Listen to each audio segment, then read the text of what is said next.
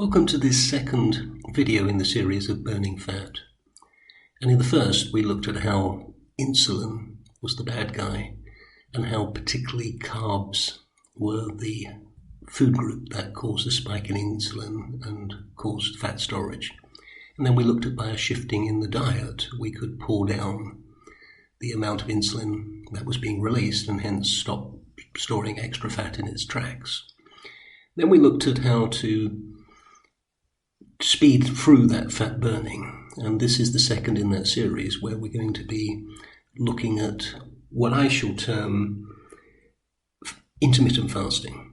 Now, in its very simple form, if you ate your last meal, say 6 o'clock in the evening, and then you had breakfast at 8 o'clock in the morning, the fast between the two meals would be 14 hours.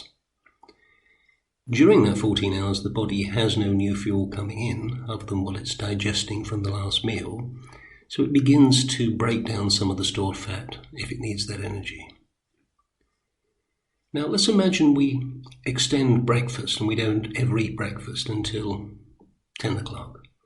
So what we've now done is we've extended the fasting period up to 16 hours, or worded differently, we've actually only eaten during an 8-hour window. So that window is crucial, one, because you can't really overeat in a small time window. The stomach's only a given size. And more importantly, you start to release a second hormone, which is known as human growth hormone.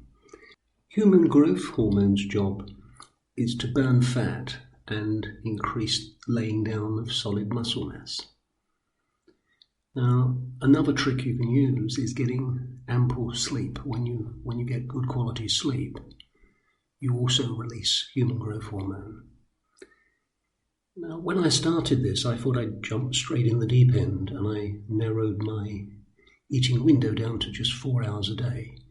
Now, it may seem extreme, but what shocked me was that I actually didn't feel at all hungry. My blood sugar was very stable because during those 4 hours I was also paying attention to the hormone insulin, which is covered in the first video, and you'll find a link to that above. And I had a very stable blood sugar. So put simply, I was full of energy, I wasn't hungry, and it wasn't really a chore. Now, I'm not suggesting that you jump in the deep end and narrow the window that way, but what happened afterwards was that I never actually ever felt hungry until about 1 o'clock. So I now no longer eat breakfast simply because I don't need it. I don't feel like any food till about 1 o'clock. And I tend to eat between 1 and 6 during most days.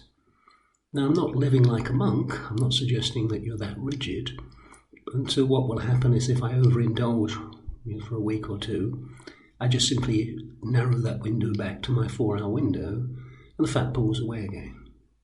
So you now have 2 tools in the toolbox. The first one we've examined in video 1, which is changing the composition of your plate so that you have a plate that comprises of healthy fats, protein, and good carbs. And the second tool is you change the window during the day in which you eat. We'll cover how we can move this into third gear in the following video. You'll find a link to that up in the top right-hand side.